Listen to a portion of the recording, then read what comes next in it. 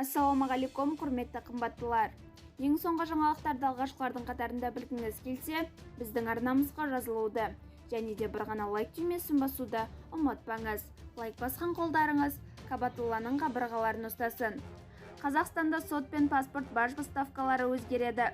Мемлекеттік баж ставкаларына өзгерістер енгізілді. Бұл туралы Қазақпарат мемлекеттік кірістер комитетіне сілтеме жасап хабарлайды. Комитет таратқан ақпаратқа қарағанда, мүліктік сипаттағы талап арыздардан соттарда мемлекеттік баж сомасының жоғарғы шегі белгіленді. Жеке тұлғалар үшін талап қою сомасының 1%, бірақ 10 мың АЕК-тен артық емес.